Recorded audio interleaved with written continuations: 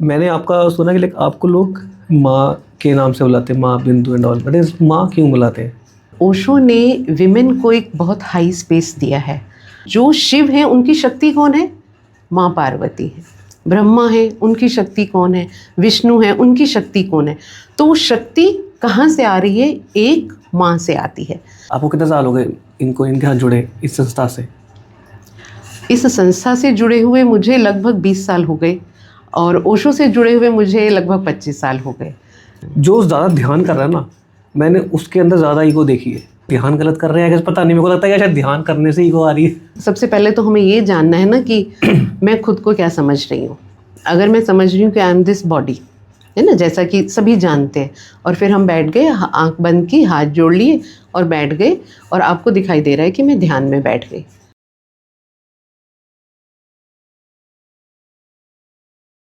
मैंने आपका सुना कि लाइक आपको लोग माँ के नाम से बुलाते हैं, माँ बिंदु एंड ऑल, बट माँ क्यों बुलाते हैं?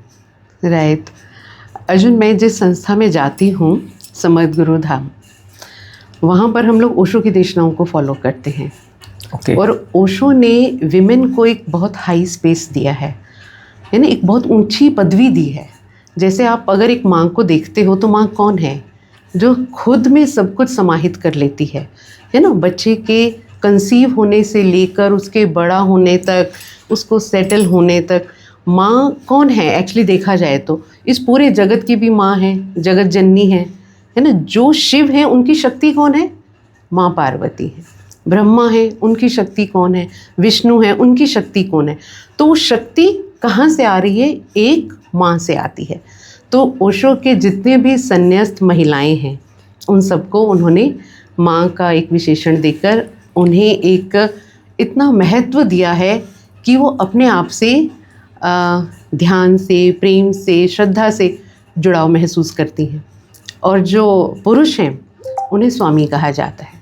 स्वामी मीन्स जो स्व के अधिकारी हैं, जिनका स्वयं के ऊपर एक तरह से देखा जाए तो अधिकार हो गया, अब कोई और का अधिकार नहीं। और माँ भी उसी से ही प्रेरित है। तो महिलाओं को माँ और पुरुषों को स्वामी जी कहा जाता है। ये तो पर्टिकुलरली अगर सबको ऐसे ही कहा जाता है कि लाइक कुछ स्पेसिफिक लोगों को बोला जाता है कि ये माँ है, ये स्वामी है। जो ओशो के नवसन्यास में दीक्षित हुए, अगर महिला है तो वो माँ ही हो जाती है। डे 1 से, उसी क्षण से जब वो संन्यास हुई तो वो माँ है, चाहे वो छोटी बच्ची है या कोई बड़ी महिला है, सभी को। तो आपको कितने साल हो गए इनके साथ जुड़े इस संस्था से? इस संस्था से जुड़े हुए मुझे लगभग 20 साल हो गए और ओशो से जुड़े हुए मुझे लगभग 25 साल हो गए। मैं पहले ओशो को पढ़ती थी और जाती थी। मैं ओशो के 1 दिवसीय शिविरों में भी गई हूँ, 3 दिवसीय शिविरों में भी गई हूँ।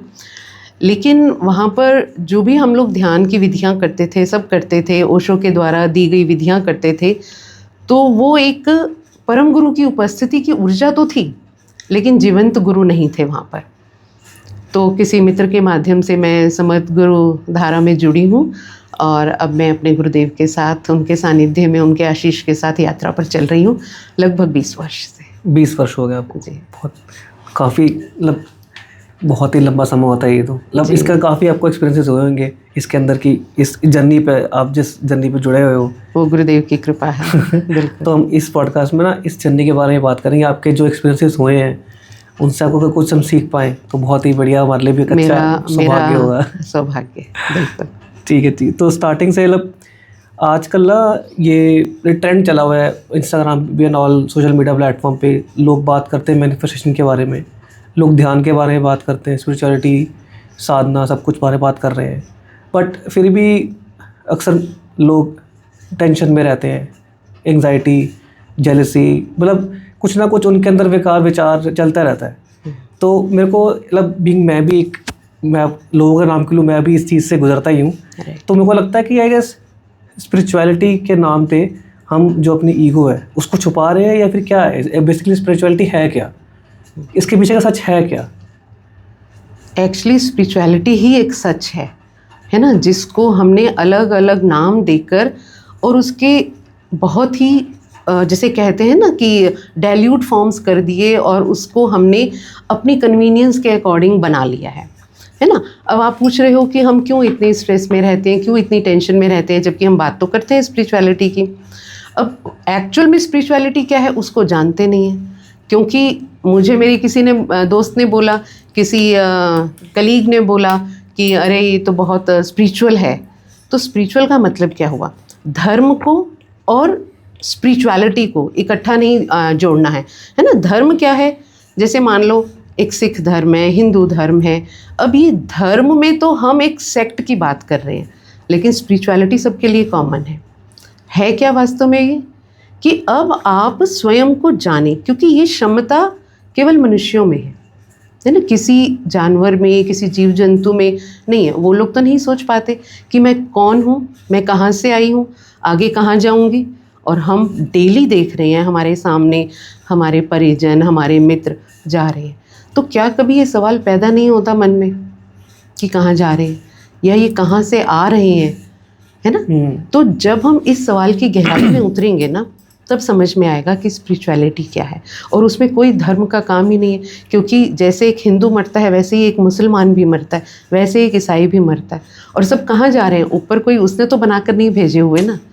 नहीं। तो स्पिरिचुअलिटी तभी पता चलेगी। और ये जो टेंशन की आपने बात की कि बहुत विचार चल रहे हैं, बहुत ऊहा-पोह में रहते हैं, टेंशन्स रहती हैं, जिस दिन जान जाओगे ना मैं कौन हूँ, टेंशन भी खत्म हो जाएगी। उसी रास्ते पर चलकर ही ये स्ट्रेस नहीं, खत्म बट होगा। लोग, मैं तो कह रहा हूँ, चलो ये बात अपने बात सही बोला, जान जाएंगे। आजकल तो लोग को ये पता भी है, लोग कहते हैं कि हम भगवान के अंश हैं, सब कुछ। आजकल कितनी हम देखते रहते हैं, चीज़ों के बारे में सुनते भी हैं। इवन चलो लोग फॉलो भी कर रहे हैं, लोग ध्यान में बैठते भी होंगे। लोग ध्यान में बैठ के भी, अंदर मेरे को लगता है वो जितना, जो मेरा जो एक्सपीरियंस है अपने आसपास के लोगों के साथ, जो ज़्यादा ध्यान कर रहा है ना, मैंने उसके अंदर ज़्यादा ईगो देखी है। वो उतना ईगोइस्टिक दिखता है, क्योंकि वो कहता है मैंने ये कर लिया, तुम नहीं करते। राइट। तो ये मतलब फिर तो कहते तो अगर वो ध्यान गलत कर रहे हैं, अगर पता नहीं, मेरे को लगता है कि शायद ध्यान करने से ईगो आ रही है। देखो, है ना, हम सबसे पहले तो हमें ये जानना है ना कि मैं खुद को क्या समझ रही हूँ। अगर मैं समझ रही हूँ कि आई एम दिस बॉडी, है ना, जैसा कि सभी जानते हैं, और फिर हम बैठ गए, आंख बंद की, हाथ जोड़ लिए और बैठ गए, और आपको दिखाई दे रहा है कि मैं ध्यान में बैठ गई। लेकिन अब मेरा जो भीतर का मन है, क्या वो भी मेरे शरीर की तरह स्थिर बैठ गया, शांत बैठ गया है या नहीं? ठीक है, मन में तो विचार चल रहे हैं, लेकिन मैं ये सोच रही हूँ कि कैमरे में मेरी फ़ोटो कोई ले रहा है कि नहीं ले रहा।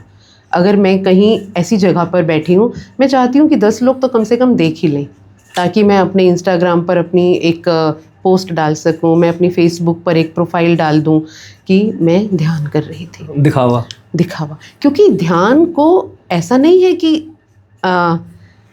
लोग बिल्कुल नहीं समझ रहे, कोई समझ भी रहे होंगे, लेकिन ध्यान को, जैसे आपने बोला ना, माइंडफुलनेस बहुत लोगों ने फैला रखा है ना। ध्यान है क्या, उसको आपने करना कैसे है, वो जब तक नहीं जानोगे तो विचारों में ही उलझोगे। क्योंकि ध्यान है एक निर्विचार अवस्था, आपको अपने भीतर उस अवस्था को उपलब्ध होना है। और ऐसे नहीं होगा कि आप आंखें बंद किए और बैठ गए और आपको कहा जाए कि निर्विचार हो जाओ। उसके लिए कुछ तो करना पड़ेगा, कुछ तो मेहनत करनी पड़ेगी। अगर रोटी खानी है तो आटा गूंथना होगा, है ना, गेहूँ पिसवाना होगा। तो वो जो पिसवाना है, खेत में फसल कैसे उगती है? खेत में फसल, जब हम फसल काटने जाते हैं, कैसे उगती है? किसान के पीछे कितनी मेहनत है। उस ज़मीन को वो जुताई करता है, बीज बोता है, कूड़ा करकट पहले उसने हटाया होगा, और फिर ग्रेस की प्रतीक्षा करता है ना कि पेशेंस चाहिए, बारिश आ जाए, है ना, सही धूप आ जाए, और तब वो फसल लहलाती है। तो ध्यान एक फसल है। तो उस फसल को लाने के लिए जो जो तैयारी हमने करनी है, वो सारी प्रोसेस हमें करनी पड़ेगी।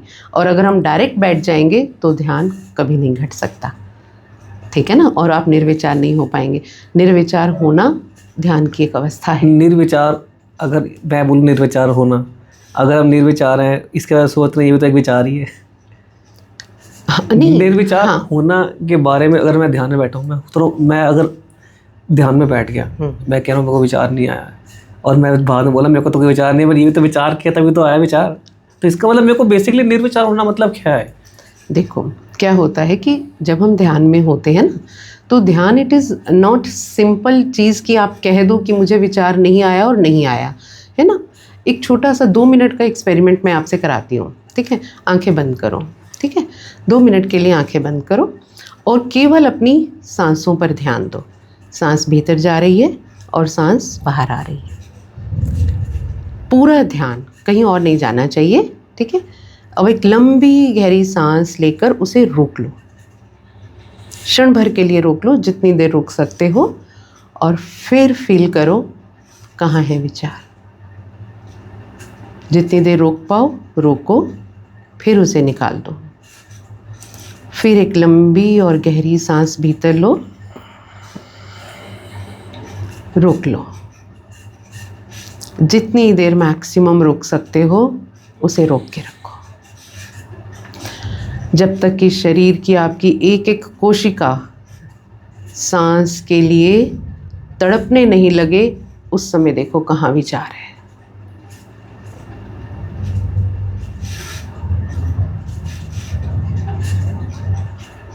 आराम से जितनी देर तक रोक सको रोको, फिर निकल जाने दो।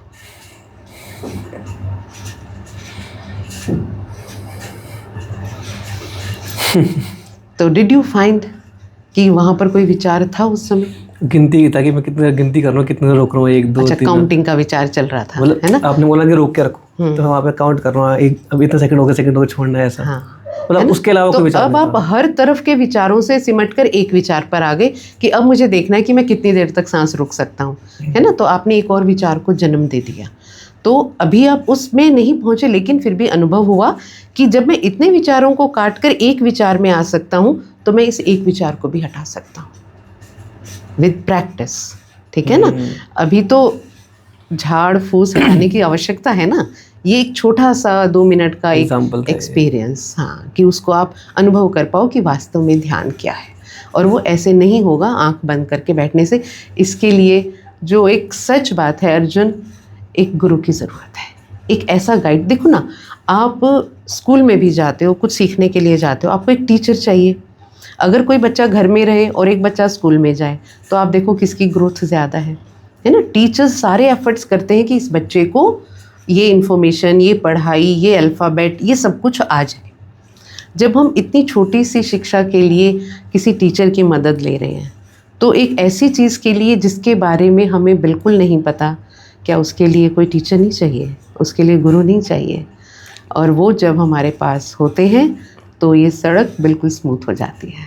इसलिए गुरु हमारे जीवन में ज़रूर होने चाहिए। बिना गुरु के गैस कुछ भी वो नहीं होता, मतलब कुछ भी हम पूर्ण नहीं कर पाते। बिल्कुल, आप गुरु को चाहिए देखिए होता है। सिखों में पूरी गुरु परंपरा है, गुरु नानक देव जी से लेकर, है ना?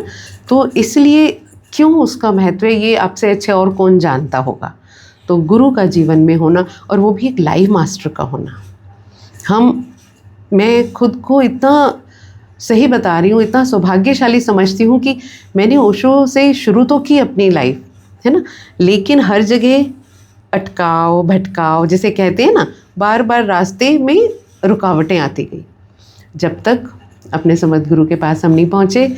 और जहाँ से फिर उन्होंने उंगली पकड़ी तो फिर वो नहीं छोड़ते, है ना? क्योंकि हम बच्चे हैं, हमारा हाथ छूट जाता है, लेकिन गुरुदेव कभी नहीं छोड़ते। हम फिर भटक जाते हैं है ना? क्योंकि हम फिर भूल जाते हैं, तो गुरु हमें याद दिलाते हैं कि क्या करना है, कहाँ जाना है, गलत जा रहे हो आप। हाँ, है ना? पकड़ कर वापस लाते हैं। तो इसलिए ये चीज़ें बिना गुरु के नहीं हो सकती हैं। तो आपने भी थोड़ा सा लाइव एग्जांपल मेरे को ध्यान का कराया कि ये ध्यान ये होता है। हम ध्यान करते हैं, फिर आता है हम कहीं फोकस करते हैं, कंसंट्रेट करते हैं, ये फोकस करना है यहाँ पे पर्टिकुलर पॉइंट पे। फिर एक और चीज़ होती है प्रार्थना। इन तीनों में क्या डिफरेंस होता है कि ये तीनों एक ही चीज़ है? एक ध्यान में भी हम क्या कहते हैं, निर्विचार हो रहे हैं। फोकस के अंदर भी तो वही चीज़ हो रही है, फोकस करना एक जगह पे, हमें कुछ और ध्यान के और ना हो, एक जगह पे हो। और प्रार्थना पे भी क्या कि हमें पर सब कुछ छोड़ छाड़ के प्रार्थना करनी है। देखो, है ना, आप एक टॉर्च जलाओ, उसका प्रकाश पॉइंटेड रहेगा, एक ही डायरेक्शन में जाएगा टॉर्च का। और आप यहाँ पर एक कैंडल जला के रखो, उसका प्रकाश कहाँ जाएगा? क्या वो एक चारों तरफ जाएगा ना? तो पहले तो आप ये समझें कि कंसंट्रेशन और मेडिटेशन, ध्यान इस मेडिटेशन है जिसको हम कह रहे हैं, ये दोनों बिल्कुल टॉर्च और मोमबत्ती की तरह हैं। टॉर्च का प्रकाश एक दिशा में जा रहा है और मोमबत्ती का प्रकाश चारों दिशाओं में है, यानी कि हमारा अब होश कहाँ है, चारों तरफ है। समग्र जागरूकता, जैसे अभी मैंने बताया निर्विचार, वो उसका एक हिस्सा है, ठीक है। लेकिन जागरूकता कैसी चाहिए, समग्रता में चाहिए, टोटल अवेयरनेस चाहिए, जैसे मोमबत्ती का प्रकाश चारों तरफ जा रहा है। अब देखो एक उदाहरण से समझो, आप मुझसे बात कर रहे हो तो आप मुझे देख रहे हो, मैं आपके लिए क्या हो गई, दृश्य हो गई ना, और आप कौन है, दर्शक हैं। लेकिन जब आप मुझसे सवाल पूछ रहे हो तो आपके मन में कुछ ऐसी बातें आ रही हैं कि अच्छा अब ये जवाब दे रही हैं तो अब इसके ऊपर मुझे क्या सवाल पूछने। तो जब आप अपने भीतर भी देख रहे हो कि इस दृश्य से मेरे भीतर क्या क्या विचार पैदा हो रहे हैं, तो आप एक कदम आगे बढ़ गए अपने अवेयरनेस के लिए। पहले आप केवल बाहर के लिए अवेयर थे, यानी कि आप सवाल पूछ रहे हो, मैं जवाब दे रही हूँ। अब आप अपने विचारों के प्रति हो गए अवेयर कि मेरे भीतर क्या उठ रहा है। ये सुनने के बाद तो आप हो गए दृष्टा। ये आपका एक अगला स्टेज हुआ, क्या होने का, अवेयर होने का। अवेयरनेस की स्टेजेस हैं, अच्छा ठीक है ना। तो तीसरी अवेयरनेस हो गई। अब आप मुझे भी देख रहे हो, अपने उस विचारों को भी देख रहे हो जो भीतर उठ रहे हैं, लेकिन इन दोनों को कौन देख रहा है, there is a third point, ठीक है, इन दोनों को देख रहा है, जो इसको भी देख रहा है, अंदर उठने वाले विचार को भी, यानी कि इस कंप को देख रहा है, और बाहर दृश्य को भी देख रहा है।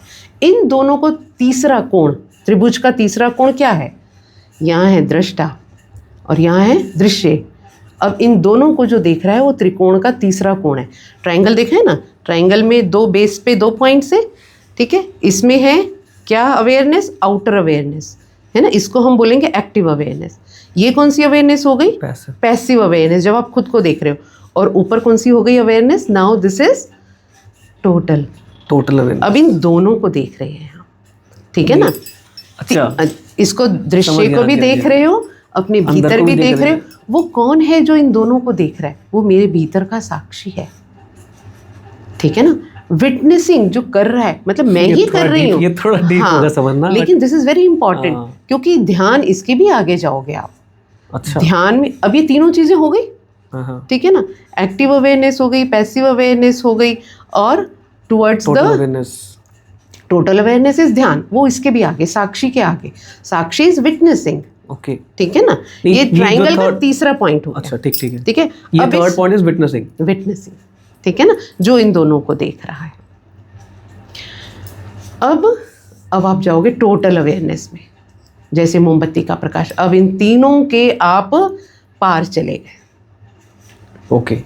वो आपका ध्यान होगा, जो आपने अभी 1 मिनट का प्रयोग किया, वो केवल आपने 4-5 सांसों के साथ किया है ना, 2-3 बार रोका और कोशिश की, लेकिन फिर भी आप उसमें एक विचार में अटक गए। तो जब हम बिल्कुल इन तीनों को देख पाते हैं, तब हम टोटल अवेयरनेस में होते हैं, हम ध्यान में होते हैं, वो मेडिटेशन है। तो कंसंट्रेशन से अलग हो गई चीज़, मेडिटेशन अलग हो गई। अब तीसरी बात आपने क्या की थी, प्रार्थना, है ना। प्रार्थना करना कोई गलत नहीं है, प्रार्थना तो एक, इनफैक्ट कहा जाए, जैसे स्कूलों में जाते हैं ना, प्रार्थना हम किसके सामने करते हैं, एक भगवान के सामने, है ना, भगवान के सामने, भगवान की मूर्ति के सामने, है ना। तो क्या उस मूर्ति में बैठी हुई जो चेतना है उसको मैं जानती हूँ? मैं प्रार्थना में क्या मांग लेती हूँ, क्या कहती हूँ मैं प्रार्थना में, क्या मैं कुछ मांग रही हूँ या मैं धन्यवाद दे रही हूँ उसका, है ना, कि तूने इतना दिया, तूने इतना दिया, मेरी क्या पात्रता थी।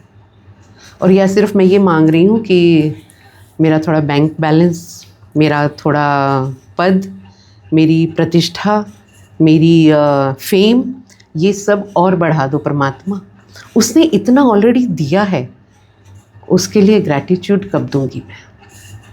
तो जब हमारी प्रार्थना ग्रैटिट्यूड वाली हो जाएगी तो वो सम्यक प्रार्थना।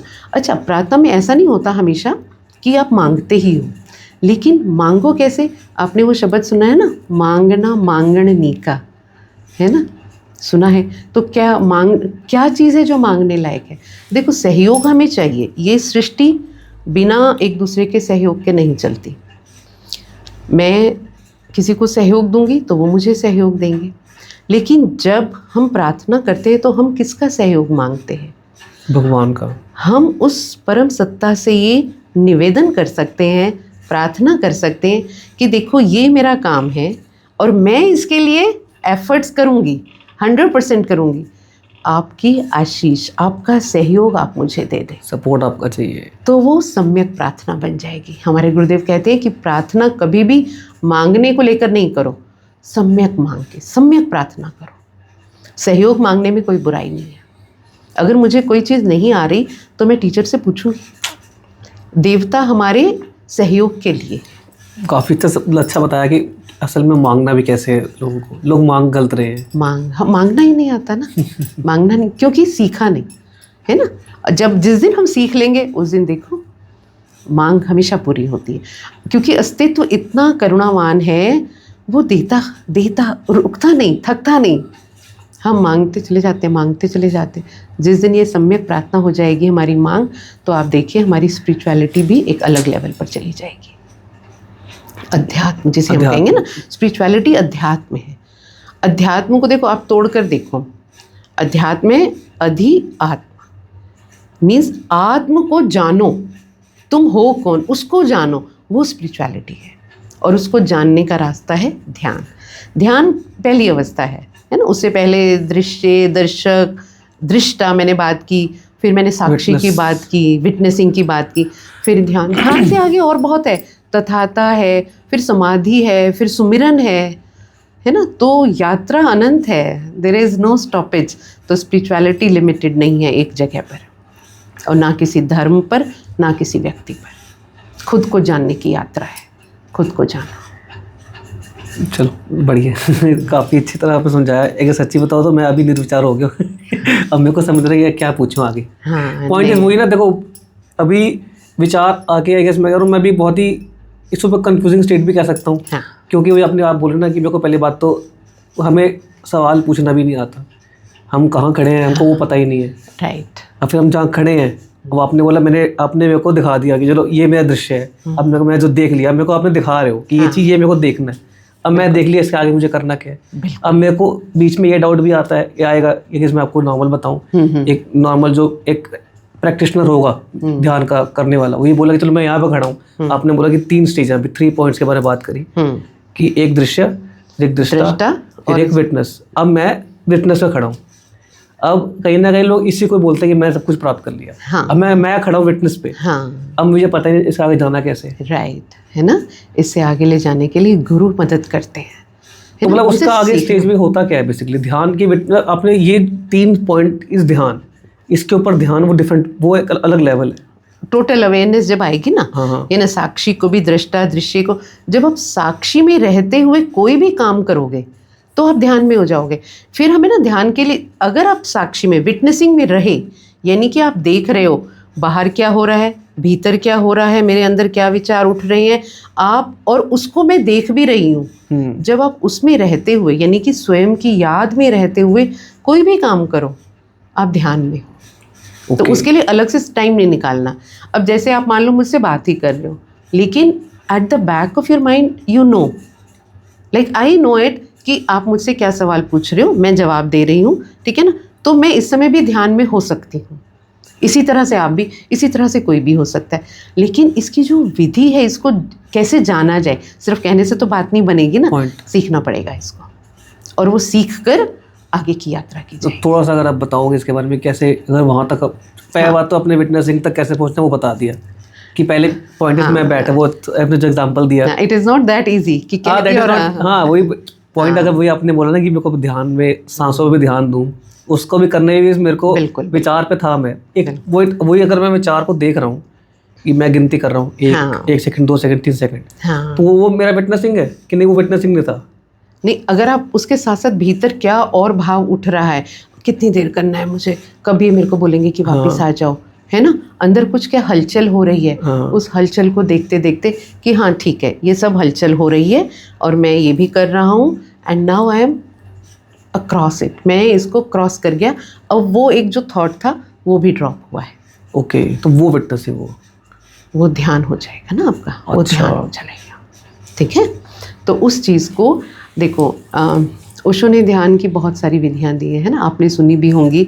जैसे कि आप बता रहे थे कि आपने काफ़ी पढ़ा हाँ है। यस, हाँ जी हाँ जी, मैं उस पे आने वही आ रहा था कि मैं एक्चुअली मैं इसको ना और सिंपल कर रहा था। मैं आई गेस वांट कि आप और सिंपल करो। हाँ कि राइट। लाइक जैसे कि आपने मेरे को एक एग्जांपल दिया, मेरे को पहले दर्शक कैसे बनना चाहिए, दृश्य वो उस स्टेज आ गई, फर्स्ट स्टेज है वो मेरी। फिर दृष्टा करूँ, वो उस स्टेज तक भी कैसे पहुँचे, वो लोग तो वहाँ पे भी नहीं पहुँच पाते ना। दृष्टा होना अभ्यास। देखो मेरे सामने एक क्रिकेट का मैच हो रहा है, सिंपल, मैं उसको देख रही हूँ, है ना। अब मैं देखा कि ये बॉलर ने बॉल फेंकी और बैट्समैन ने छक्का मारा या चौका मारा या आउट हुआ, जो भी हुआ, उससे मेरे मन के अंदर क्या हुआ? क्या मैं उत्तेजित हो गई या मैं खुश हूँ, दुखी हूँ? कुछ तो असर। अब क्या Emotion मैंने तो उसको आएगा। देखा? क्या मैंने अपने उस इमोशन को देखा जो मेरे भीतर विचार उठा? तब मैं दृष्टा हुई।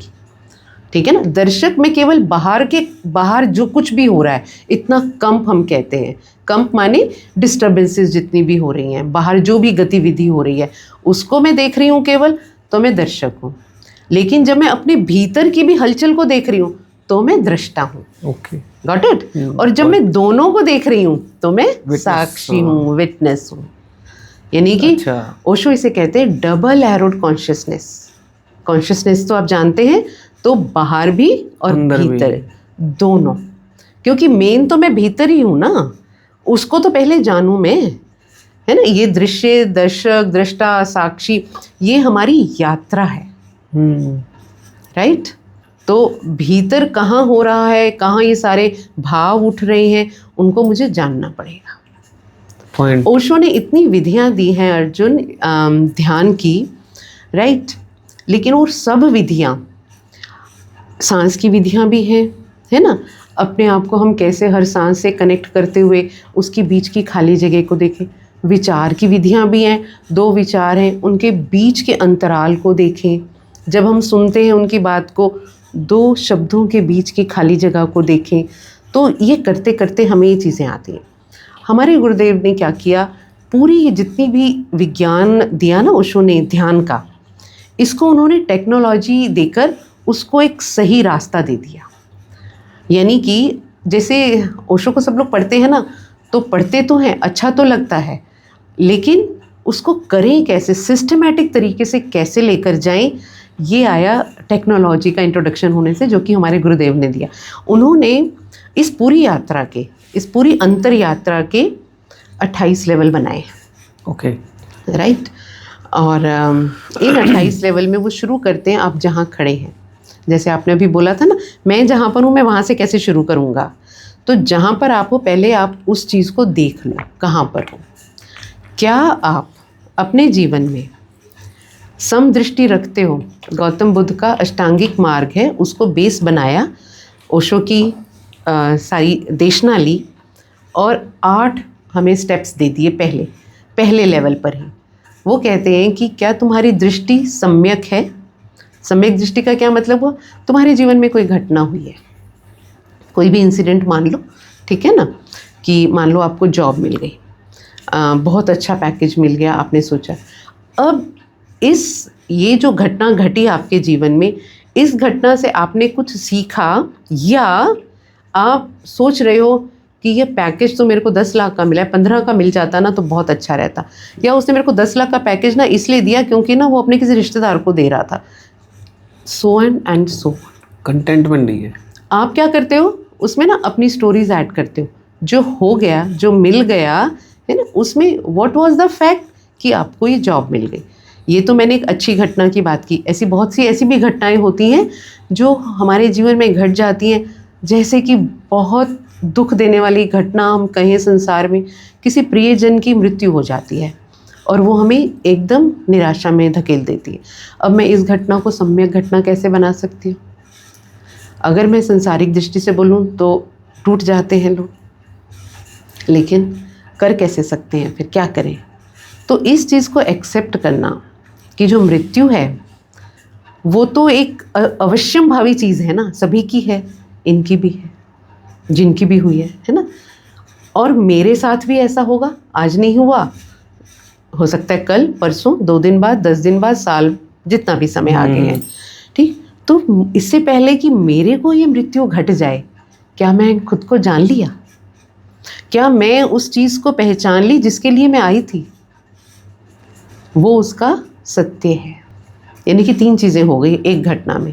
एक हो गया फैक्ट कि मृत्यु हो गई, एक हो गया फिक्शन, क्या, क्यों मृत्यु हो गई, है ना। थोड़ा अगर हम अच्छे हॉस्पिटल में ले जाते, हम थोड़ी और सेवा कर लेते, अभी उम्र ही क्या थी, तो अब तो हम कभी नहीं मिलेंगे, ये सब हमारे फिक्शन है। लेकिन यहाँ मैं आपको बता दूँ, हम मिल सकते हैं, ठीक है ना। वो फिर एक दूसरी बात आ जाती है, महाजीवन की बात आती है ना। Those people who go away from this planet, they are going somewhere, no, we will also go there and we will meet them again. और ये साइंटिफिकली प्रूवन चीज़ें हैं, राइट।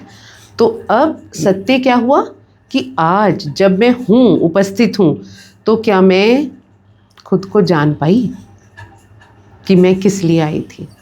क्या मैंने अपने जीवन की किताब पढ़ ली है? तो when I accept that truth और मैं उससे लेसन सीख लेती हूँ, तो मेरी दृष्टि सम्यक हो जाती है। तो ये गौतम बुद्ध का पहला एक वो है, सम्यक दृष्टि होना। ऐसे ही फिर हमारी सम्यक वाणी है या नहीं है, सम्यक मतलब इंग्लिश में क्या बोलते हैं? सम्यक का बैलेंस्ड। अच्छा, बैलेंस्ड। बैलेंस्ड, ठीक है ना। सम जिसे हम बोलेंगे, बैलेंस्ड चीज़ें। तो राइट पैराडाइम, सम्यक दृष्टि is right, means what ever is right for me, वो मैं अपने हिसाब से राइट बनाती हूँ या मैं एक्चुअल में जो राइट है उसको राइट देखती हूँ, ठीक है ना। अच्छा, अब मैं उसे सीखूंगी कैसे? पता तो हो कि मेरे को चाहिए क्या। जब तक मुझे ये नहीं पता होगा कि मैं वास्तव में यहाँ आई किस लिए हूँ, मैं ढूंढ क्या रही हूँ, तब तक मैं अपनी दृष्टि सम नहीं कर पाऊँगी।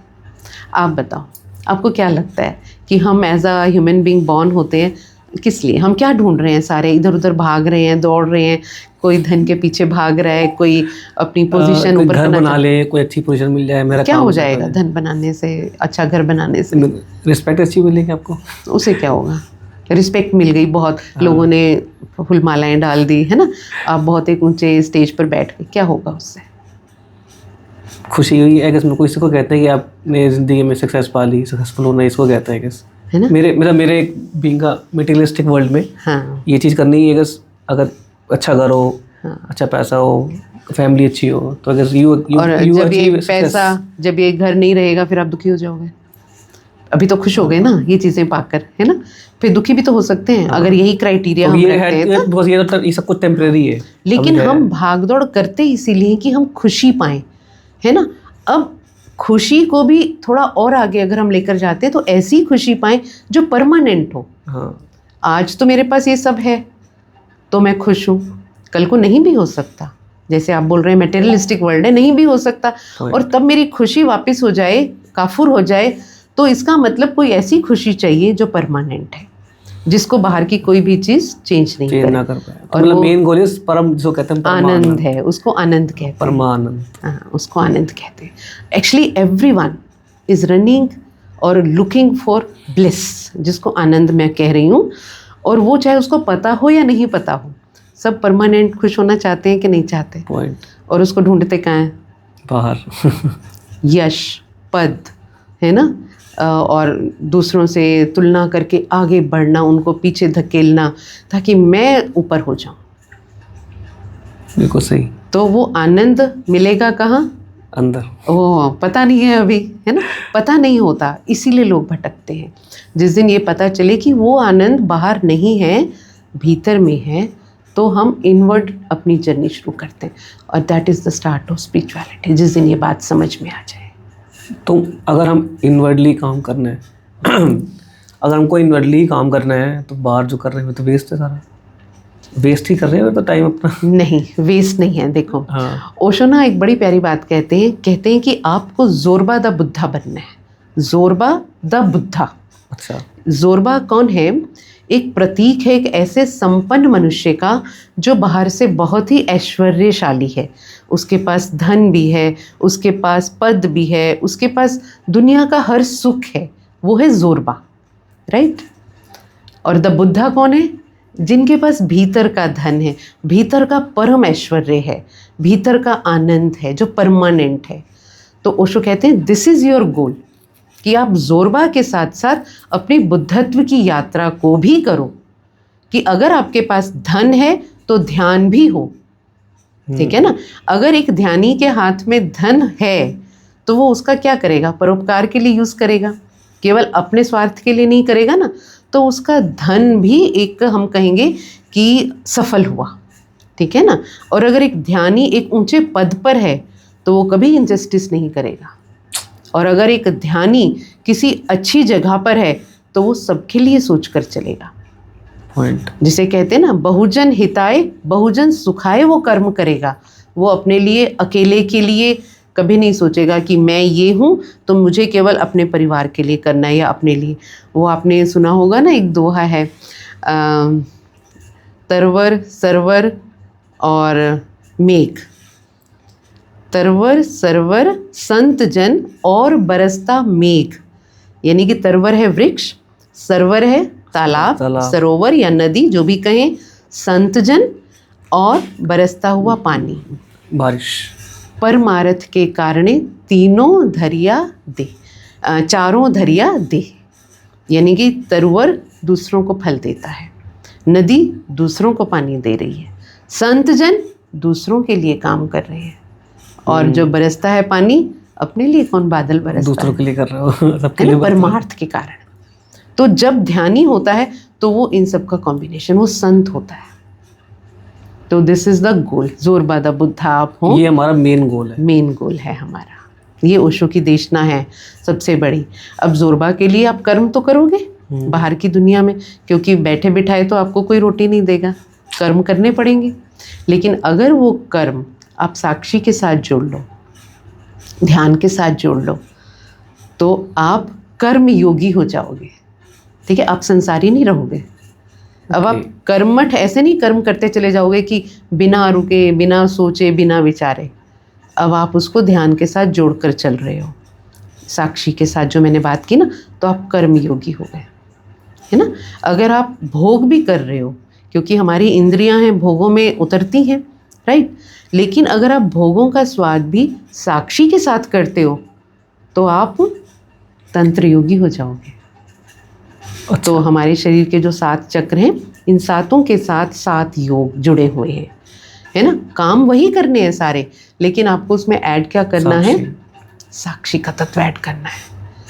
ऑलवेज बी अवेयर, बाहर भीतर दोनों जगह। मतलब कि अगर मैं आपसे बात कर रहा हूँ तो अभी मैं अवेयर होकर बात करूँ कि मैं अगर पूछ रहा हूँ क्या सोच रहा हूँ, हाँ, तो ये दोनों को मैं देख रहा हूँ थर्ड पॉइंट ऑफ व्यू से। एग्जैक्टली। और वो तो काफ़ी डिफिकल्ट है, वहाँ तक तो एक स्टेट आज लग रहा है डिफिकल्ट है। आप आओ हमारे साथ, समझ गुरु धारा में आओ, ठीक है ना। पहला ध्यान योग का प्रोग्राम हमारा होता है, 3 दिन का प्रोग्राम है। तो उसमें वहीं से यात्रा शुरू कराई जाती है जहाँ पर हम खड़े हैं।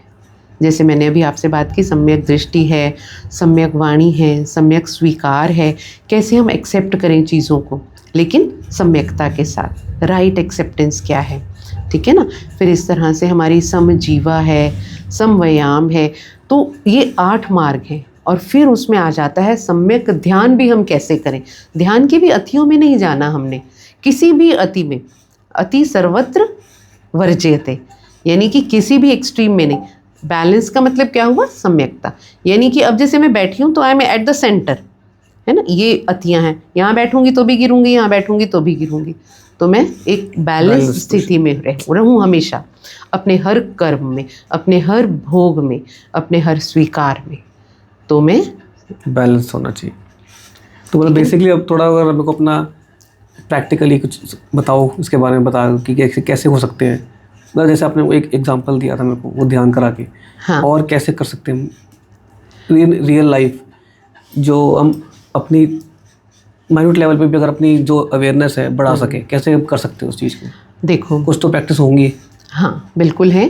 जैसे मैं अभी आपसे बात कर रही थी, पहला लेवल हमारा ध्यान योग का लेवल है, तो इसको मैं कंप्लीट करती हूँ, तब आपको थोड़ा सा और इसमें आप कनेक्ट कर पाओगे कि कैसे करना है। तो जब हम ये करते हैं ना, तो इसमें पहले तल में ही गुरुदेव हमें परमात्मा से मिलाते हैं, परमात्मा के एक स्वरूप का आपको ज्ञान देते हैं, राइट। अब वो क्या स्वरूप है, क्योंकि परमात्मा का एक आयाम नहीं है, परमात्मा तो अनंत अनंत रूपों में है। और मैं आत्मा, जो अभी सुना है आपने, जाना नहीं है, उसी का अंश हूँ। ये तो जाना, ये तो माना है ना। अब उस परमात्मा के सबसे, जो आप कह सकते हैं कि आसानी से उपलब्ध, सभी को हो जाता है, नाद स्वरूप, उसका ज्ञान दिया जाता है। ओके, ठीक है ना। इसको हम अनहद नाद कहते हैं। उसको हम अनहद नाद कहते हैं, एक हाथ की ताली कहते हैं, the sound of one hand clapping, जिसमें कोई चोट नहीं हो रही, जिसमें कोई आवाज़ नहीं है ना, लेकिन वो हो रही है और पूरा अस्तित्व उसी से ही गूंज रहा है। सुन भी सकते हो सकता है ना भी सुन रहे हो। इसका ज्ञान गुरुदेव देते हैं। और जब आपको नाद का ज्ञान होता है तो आपको ये भी पता चलता है कि अरे ये तो मैं ही हूँ। मतलब परमात्मा का, क्योंकि मैं अंश हूँ ना, तो मैं भी नाद स्वरूप हूँ और मैं ये अनहद नाद हूँ। तो जब मैं उससे अपने आप को कनेक्ट कर लेती हूँ तो मैं ध्यान की गहराइयों में डूबती हूँ। और ये नाद का इसको ज्ञान प्रैक्टिकल करके अभी कर सकते हैं, अगर कुछ छोटा इसका नाद का ज्ञान जो है गुरुदेव देंगे, ठीक है अच्छा। ना। लेकिन हम निर्विचार का अनुभव कर सकते हैं, निर्विषयता का अनुभव कर सकते हैं, ठीक है ना। हम करते हैं 5 मिनट का प्रयोग करते हैं। लेकिन ये जो अनाहद नाद है, अगर आपको स्वयं से पहले कुछ अनुभव है इसका, तो आप उसमें डूब सकते हैं। लेकिन ये प्रोग्राम जिस दिन आप करेंगे, मुझे लग रहा है आपसे बात करके कि you will connect to it very easily, right. तो let us do a 5 minutes meditation, ठीक है। तो sit quietly for some time, आंखें बंद कर लेते हैं, हल्के से बंद हो जाने देते हैं, प्रेशर नहीं डालना आंखों के ऊपर। आहिस्ता से और पूरा ध्यान अपनी भीतर आती और बाहर जाती सांस के ऊपर। सांसों को थोड़ा सा लंबा और गहरा कर लें।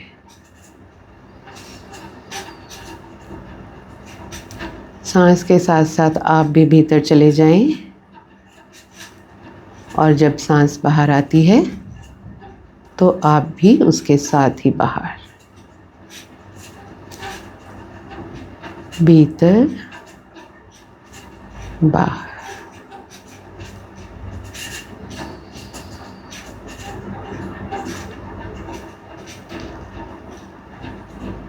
जब आपकी सांस लगातार लंबी गहरी हो रही है, अपना ध्यान अपनी बंद आंखों के पीछे जो आपको दिखाई दे रहा है उस पर लेकर आएं।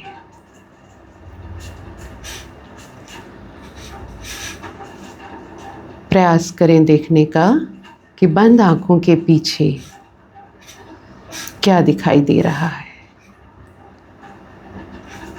एक खाली जगह, एक खाली पर्दा, काला, सफ़ेद, नीला, हरा, कोई भी रंग का, जैसे एक सिनेमा हॉल की स्क्रीन होती है, जैसे एक किताब के 4 कोने, उसके विस्तार में देखें इस अपने भीतर के स्पेस को। किसी एक पॉइंट पर फोकस नहीं करना। जैसे बाहर का आकाश इतना विस्तार रूप में दिखाई देता है, ऐसे अपने उस भीतर के आकाश को देखें।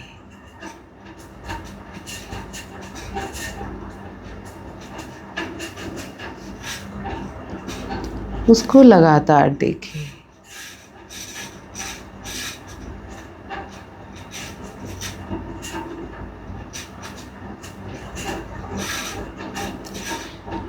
यह जो हल्का नीला सफ़ेद रंग का पर्दा दिखाई दे रहा है, यह हमारा निराकार है। यहाँ कोई आकार नहीं। देखें आप, क्या आपको यहाँ कोई आकार दिखाई देता है?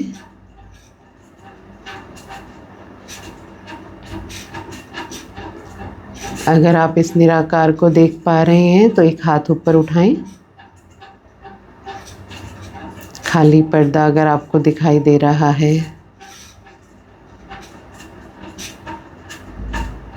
कोई आकार नहीं, लगातार देखते रहें।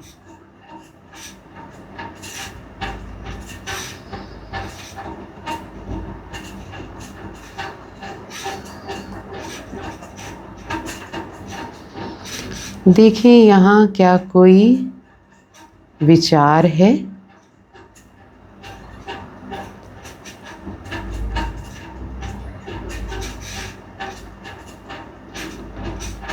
जब तक आप अपने निराकार को देख रहे हैं, केवल निराकार, कुछ काउंटिंग नहीं, कोई विचार नहीं।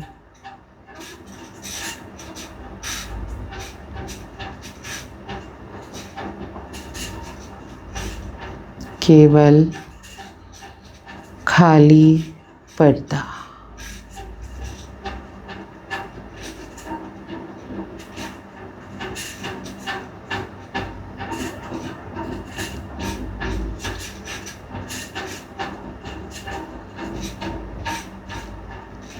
देखें क्या यहाँ कोई विषय है, कोई सब्जेक्ट है यहाँ?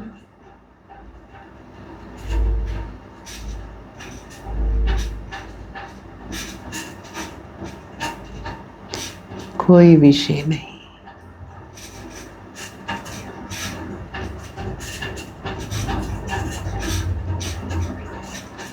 अपने निराकार को प्यार से देखें, लगातार देखें। अब 2 मिनट के लिए मैं कुछ नहीं बोलूँगी, केवल अपने इस निराकार, निर्विचार, निर्विषय पर्दे को देखते रहें।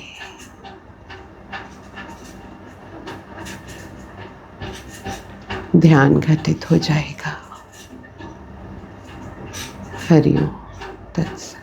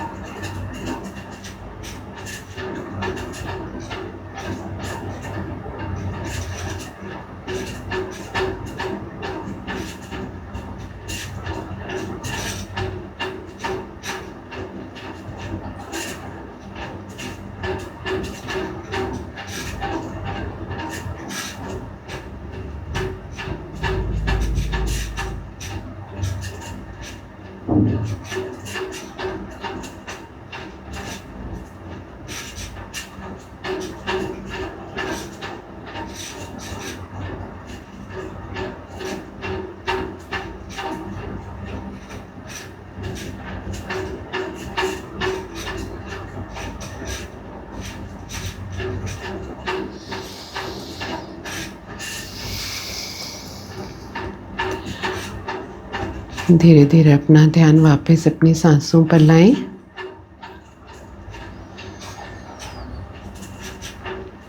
लंबी और गहरी सांसें।